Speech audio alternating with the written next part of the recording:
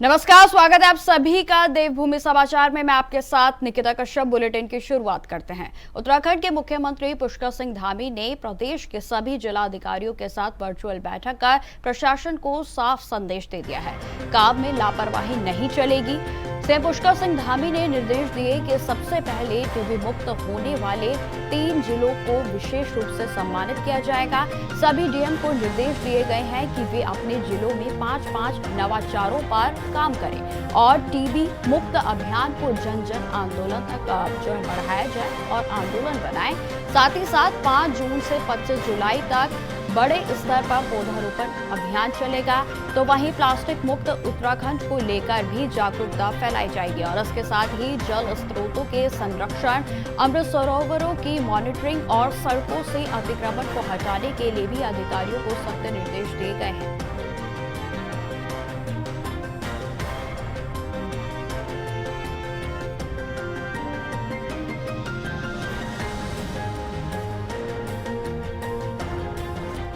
देखिए, आज जो हमारी ये पहली बैठक की गई थी माननीय उपाध्यक्ष इको टूरिज्म विकास परिषद के उनके द्वारा, और इसमें हरिद्वार जनपद में जो हमारी गतिमान और प्रस्तावित इको टूरिज्म योजनाएं हैं उन पे विस्तृत चर्चा की गई।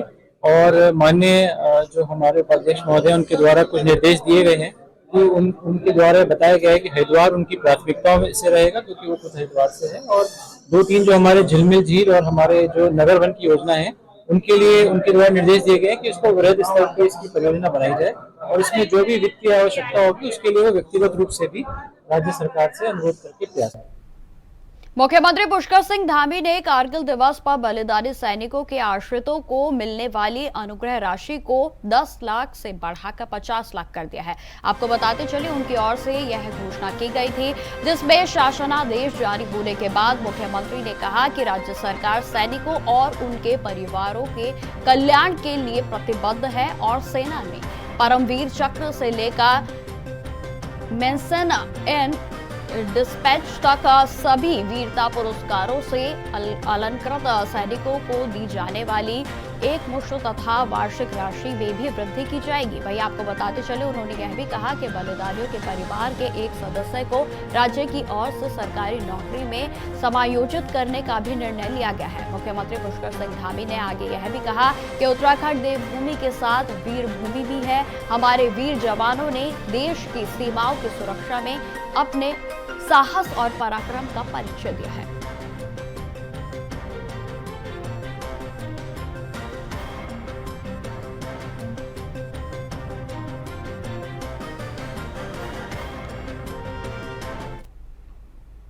उत्तराखंड के सभी जिलों के अधिकतर हिस्सों में तेज बारिश के साथ साथ हवाएं चलने की संभावना जताई जा रही है, जबकि देहरादून, पौड़ी और रुद्रप्रयाग जिले के कुछ इलाकों में भारी बारिश होने के आसार हैं। आपको बताते चले कि मौसम विज्ञान केंद्र की ओर से देहरादून के लिए बारिश व तेज हवाओं का साथ साथ येलो और पौड़ी में रुद्रप्रयाग के लिए ऑरेंज अलर्ट को जारी कर दिया गया है। और इसके अलावा उत्तरकाशी, चमोली, टिहरी, पौड़ी, बागेश्वर और पिथौरागढ़ के साथ साथ नैनीताल, चंपावत, अल्मोड़ा, हरिद्वार और उधम सिंह नगर जिले के कुछ हिस्सों में तेज गर्जन के साथ बारिश होने की भी संभावनाएं जताई जा रही हैं। आने वाले दिनों की बात की जाए तो 6 जून तक प्रदेश भर में मौसम में बदलाव देखने को मिलेगा और 7 व 8 जून तक उत्तराखंड में मौसम शुष्क रहेगा। नॉर्मल बरसात है, कोई चिंताजनक स्थिति नहीं है। और बरसात के बारे में हर 3 घंटे में हम लोग यहाँ से मैसेज भेजते रहते हैं। जिस जगह बरसात होती है उसके दायरे में जो लोग आते हैं उनको एसएमएस के माध्यम से भी सूचना दी जा रही है। हम कई प्रकार के ग्रुप भी बनाने जा रहे हैं जिसमें स्थानीय स्तर पर लोगों के ग्रुप रहेंगे। जब बरसात की संभावना होगी तो उस ग्रुप में भी मैसेज जाएगा। और बरसात में ख़राब मौसम को देखते हुए जनपदों को कुछ निर्देश दिए गए हैं। इसी क्रम में एक वर्कशॉप हम लोगों ने शनिवार को आयोजित किया था जिसमें भारत सरकार के और राज्य सरकार के जितने विभाग हैं संबंधित सबके साथ डिटेल में चर्चा की गई। लगभग 8 घंटे तक वर्कशॉप चला है। इसके अलावा माननीय मुख्यमंत्री के निर्देश पर जो जनपदों में आपदा के उपकरण हैं सबको ठीक करने के लिए कहा गया है। उपकरण का अभ्यास करने के लिए कहा गया है। सबको संचालित करने के लिए अभ्यास करा लिया जाए। जहाँ पर पानी का जमाव होता है वहाँ पर वाटर के लिए, ड्रेनेज के लिए व्यवस्था करने के लिए जो जो अवरोध हैं उसको हटाने के लिए कहा गया है। नाले नालियों की सफाई के लिए कहा गया है। जब तेज़ बरसात होती है तो पानी की लाइन, बिजली की लाइन और संचार के साधन और पुल वगैरह ध्वस्त होने की संभावनाएं होती हैं, गिरने की, क्षतिग्रस्त होने की संभावना होती है। उसको देखते हुए आवश्यक उपकरणों का भंडारण करने के लिए जहाँ जहाँ आवश्यक है वहाँ रख लें। इसके साथ ही साथ राशन, डीजल, पेट्रोल और एलपीजी गैस और जो आवश्यक वस्तुएं हैं उसको जगह जगह भंडारण कर लिया जाए, ताकि अगर रास्ता बंद होता है लंबे समय तक, 15 दिन, महीने भर के आसपास, तो हम लोगों को कोई दिक्कत न होने दें, इसका उपाय कर लिया जाए। इसके साथ ही साथ जहाँ जहाँ रास्ता बंद होने की संभावना होती है हम लोग वहाँ पर जेसीबी मशीनें, मैन पावर रखते हैं, ताकि जब कभी रास्ता बंद हो तो तत्काल हम बिना समय गंवाए इसको खोलने का काम कर लें। जहाँ जहाँ जल भराव होने की संभावना ज़्यादा रहती है वहाँ पर जल निकासी की व्यवस्था करने के लिए, और पानी में डूब जाने के कारण जब जो लोग फंस जाते हैं तो उसके लिए कहा गया है कि नाव, स्टीमर, राफ्ट या इस तरह के उपकरण की व्यवस्था कर लें, ताकि जब कभी लोग जल भराव होने के कारण फंस जाते हैं तो तत्काल निकल जाए वहाँ से। इसके साथ ही साथ आश्रय स्थल डेवलप करने के लिए कहा गया है कि जहाँ जहाँ आवश्यकता है सब जगह आश्रय स्थल की पहचान कर लें। जब कभी लोग भूस्खलन के कारण, जल भराव के कारण या किसी और कारण से, आपदा के कारण विस्थापित करना पड़ता है, तो टेम्परेरी शेल्टर के रूप में उनको कहाँ रखा जाना है, जहाँ रखा जाना है वहाँ पे व्यवस्था कर ली जाए। वहाँ बिजली, पानी, शौचालय और खाने पीने की व्यवस्था कर ली जाए, ताकि सुचारू रूप से लोगों को हम राहत पहुँचा सकें और लोगों को कोई परेशानी न होने पाए, इसकी व्यवस्था कर सकें। इस खबर पर अधिक जानकारी के साथ हमारे साथ देहरादून से अभय कैंतुरा जी जुड़ गए हैं। तो अभय, जिस तरीके से लगातार उत्तराखंड में कई जगहों पर बारिश हो रही है, क्या कुछ ताजा अपडेट है आपके पास? देखिए, अभी भी ये कह सकते हैं कि जो मौसम विभाग का जो पूर्वानुमान है उसी के अनुरूप उत्तराखंड में ज़्यादातर जगहों पर हल्की से मध्यम गति की बारिश यहां पर देखने को मिल रही है। मौसम विभाग ने साफ तौर पर कहा कि अगले जो 24 घंटे हैं उत्तराखंड के लिए कई जनपदों के लिए भारी बारिश की संभावना उन 24 घंटों में यहाँ पर दिख रही है। ऐसे में ज़्यादा सावधानी बरतने के लिए कहा गया। आप देहरादून जनपद की बात कर लीजिए, पिथौरागढ़ जनपद की बात कर लीजिए, बागेश्वर जनपद की बात कर लीजिए, यहाँ पर मौसम विभाग की तरफ से भारी बारिश की संभावना यहाँ पर जताई गई है। इसके अलावा आप कह सकते हैं कि उत्तरकाशी, टिहरी, रुद्रप्रयाग, चमोली, आपका नैनीताल हो गया, आपका अल्मोड़ा हो गया, इन जनपदों के लिए मौसम विभाग की तरफ से येलो अलर्ट यहाँ पर जारी किया गया है। संभावना जताई गई है कि जो बारिश है वो इन जगहों पर भी हल्की से मध्यम गति की बारिश यहाँ पर हो सकती है। और कोशिश यही है प्रशासन की कि ये जो इस समय जो बेमौसम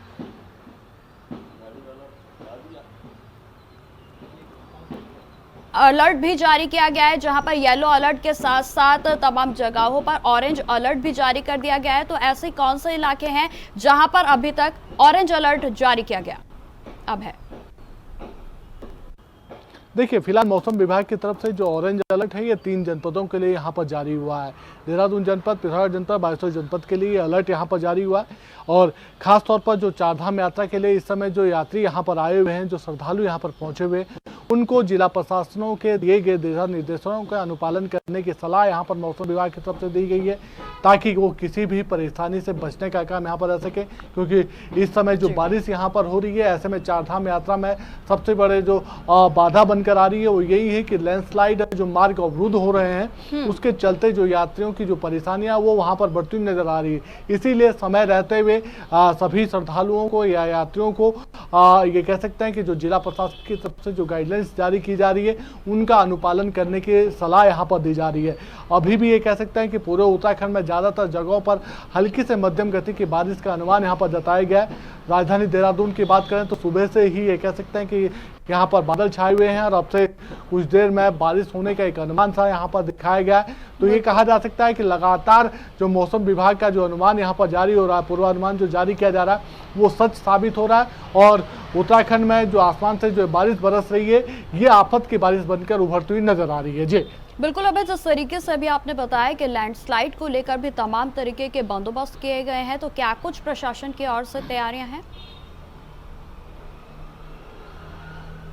देखिए, ये कहा जा सकता है कि प्रशासन की तरफ से जो राहत और बचाव की जो टीमें हैं उनको उन जगहों पर, संभावित जगहों पर इस समय तैनात करने का काम वहाँ पर कर दिया गया है जहाँ पर दुर्घटना होने की संभावना सबसे ज़्यादा यहाँ पर बनी रह सकती है। इसके अलावा जो यात्रा मार्गों पर जो लैंडस्लाइड वाले जो क्षेत्र हैं जिनको अभी तक चिन्हित करने का काम वहाँ पर किया गया, वहाँ पर एसडीआरएफ के साथ साथ पीडब्ल्यूडी विभाग के कर्मचारियों को और पुलिस विभाग के कर्मचारियों को वहाँ पर तैनात कर दिया गया, ताकि अगर लैंडस्लाइड होता है तो फिर लोग जो यात्री वहाँ पर आ रहे हैं या जो सैलानी वहाँ पर हैं उनको सुरक्षित स्थानों पर ले जाने का काम वहाँ पर किया जा सके।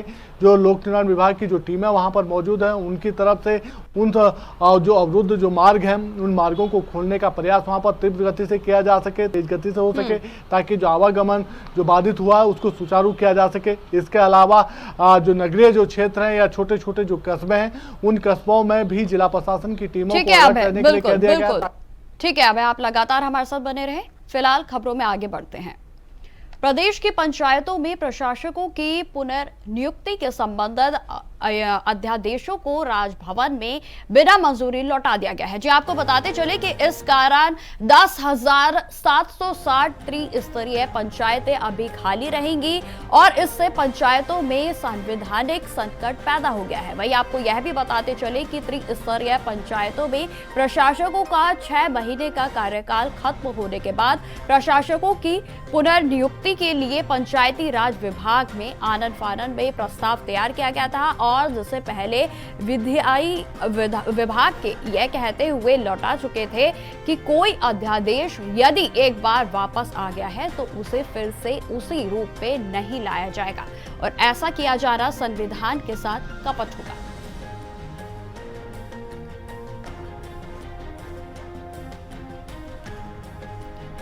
तो लगातार हमारे साथ अभय कैंतुरा जुड़े हुए हैं। तो अभय, जिस तरीके से अभी भी इस पर जो पूरे तरीके से डिटेल्स है वो सामने नहीं आई है, क्योंकि इसमें जो अभी तक सीटें खाली हैं पंचायती चुनाव को लेकर अभी तक भी तारीखों की घोषणा नहीं हुई और तमाम तरीके की अटकलें सामने आ रही हैं। क्या कुछ जानकारी है आपके पास? देखिए, इस समय कह सकते हैं कि उत्तराखंड में पंचायतों को लेकर संवैधानिक जो संकट है वो लगातार खड़ा होता हुआ नजर आ रहा है, क्योंकि राज्य सरकार की तरफ से जो कोशिश यहाँ पर की गई थी उसको नामंजूर करने का काम राजभवन की तरफ से अब तक यहाँ पर किया गया। जो पंचायत राज विभाग की तरफ से संशोधन का प्रस्ताव राजभवन को भेजने का काम यहाँ पर किया गया था, उसे राजभवन की तरफ से मंजूरी नहीं मिल पाई है, वो प्रस्ताव वापस लौट आया और अब ऐसे में सरकार के पास एकमात्र जो विकल्प बचता है वो है विधानसभा का विशेष सत्र बुलाकर इस अध्यादेश का जो प्रस्ताव है, जो विधेयक है, उसको सदन के पटल पर लाने का काम यहाँ पर किया जा सके।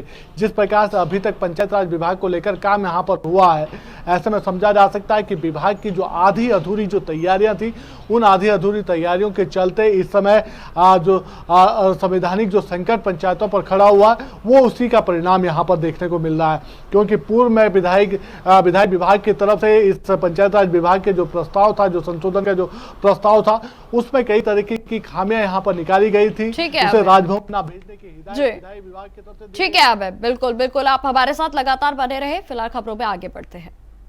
उत्तराखंड में भ्रष्टाचार के खिलाफ बड़ा एक्शन हुआ है। आपको बताते चले कि हरिद्वार में जमीन घोटाले में मुख्यमंत्री पुष्कर सिंह धामी ने दिखाई कड़ाई और सीधे अपने ही अफसरों पर गाज गिर गई है। आपको बताते चले उन्होंने गाज गिराते हुए तमाम तरीके के जो निर्देश हैं वो दिए हैं, जिसमें कि आपको बता दें कि 54 करोड़ रुपए के भूमि घोटाले में 2 IAS और 1 PCS के साथ साथ कुल 12 अधिकारी को निलंबित कर दिया गया है और अब तक शायद ही कभी उत्तराखंड में किसी घोटाले पर इतना निर्णायक और तेज एक्शन देखा गया हो। आपको बताते चले कि पुष्कर सिंह धामी की जीरो टॉलरेंस नीति के तहत DM और SDF के साथ साथ नगर आयुक्त, इंजीनियर से लेकर रजिस्ट्रार और साथ ही साथ सहायकों पर कड़ी कार्रवाई की गई है। मामले में जांच अभी भी जारी है और जिसमें विजिलेंस को इस जांच को सौंप दिया गया है और साथ ही साथ विभागीय दंड प्रक्रिया भी शुरू हो चुकी है। आपको बताते चले कि हरिद्वार में कूड़े के ढेर पर पड़ी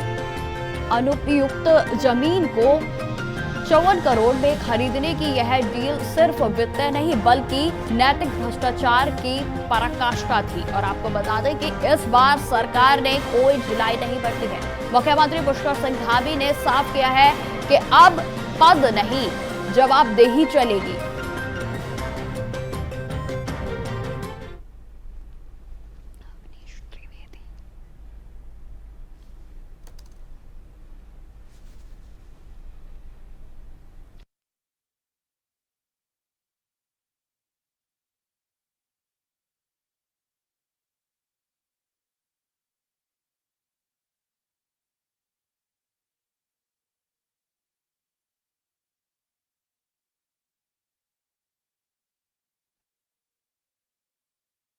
इसी खबर पर अधिक जानकारी के साथ हमारे चैनल हेड अवनीश रैनी जी जुड़ गए हैं। तो अवनीश जी, जिस तरीके से बड़ा एक्शन धामी सरकार की ओर से हुआ है, क्या कुछ जानकारी है?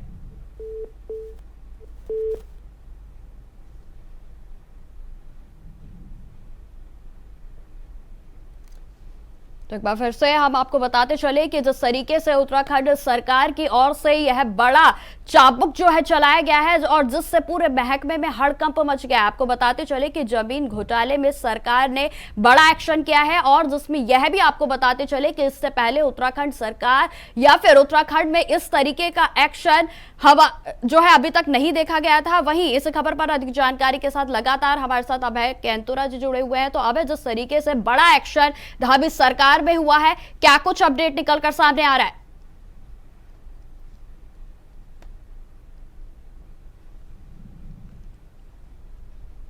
तो एक बार फिर से अवनीश प्रेमी जी की ओर चलते हैं, जो हमारे चैनल हेड है। तो अवनीश जी, जिस तरीके से बड़ा एक्शन धामी सरकार की ओर से लिया गया है, क्या कुछ कहना चाहेंगे आप?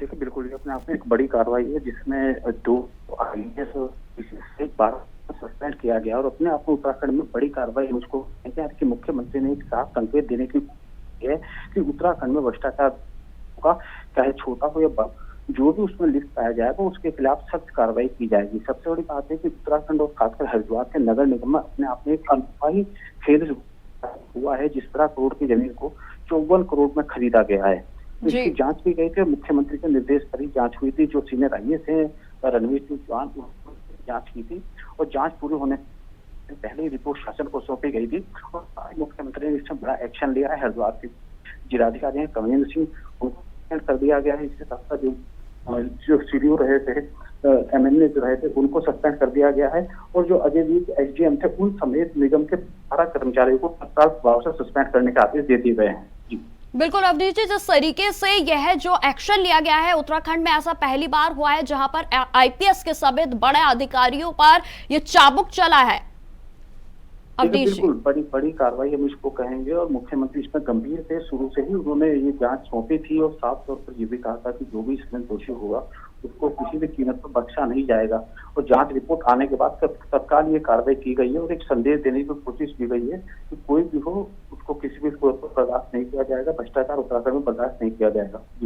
जी अवनीश जी, जिस तरीके से धामी सरकार कहती है कि 0 टॉलरेंस की जो नीति है वो सरकार के द्वारा अपनाई जाती है और ये एक बहुत बड़ा एग्जाम्पल भी सेट कर दिया गया है, क्या कहेंगे आप? एग्जाम्पल दिया गया और एक मैसेज भी जाएगा कि अगर कोई भ्रष्टाचार करता है तो उसके खिलाफ सख्त कार्रवाई अमल में लाई जाएगी, चाहे वो IAS हो या कोई सही सीनियर अधिकारी क्यों ना हो। और एक मैसेज दिया है कि पहली बार ऐसा हुआ है कि किसी DM को सस्पेंड उत्तराखंड में किया गया है। मैं बता दूं कि 2 IAS समेत और एक PCS समेत करीब 12 अधिकारी हैं जिनको तत्काल प्रभाव से सस्पेंड कर दिया गया है। बिल्कुल अवनीश जी, मैं आपसे आखिरी सवाल पूछना चाहूंगी। जिस तरीके से उत्तराखंड की सरकार ने यह कदम उठाया है, क्या आगे भी इस तरीके की कार्रवाई जो है वो एक बड़ा हड़कंप जो है इस समय क्योंकि महकमे में बना हुआ है, तो ये एग्जाम्पल क्या आगे आने वाले इस तरीके के घोटालों पर रोक लगेगी, क्या लगता है आपको? देखिए, निश्चित तौर पर एक मैसेज तो जाएगा ना कि सरकार गंभीर है और वो भ्रष्टाचार बर्दाश्त नहीं करेगी। जब IAS अधिकारी के खिलाफ कार्रवाई हो सकती है तो निचले अधिकारी के खिलाफ भी कार्रवाई हो सकती है। तो एक मैसेज जाएगा, इस तरह की चीज करेंगे, निश्चित तौर पर उसमें एक रुकावट आने की उम्मीद जग सकती है। ठीक है अवनीश जी, हमारे साथ जुड़ने के लिए आपका बहुत बहुत धन्यवाद।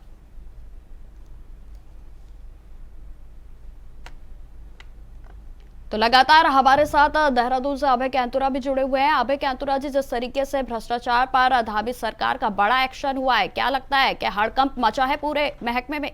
अभय जी,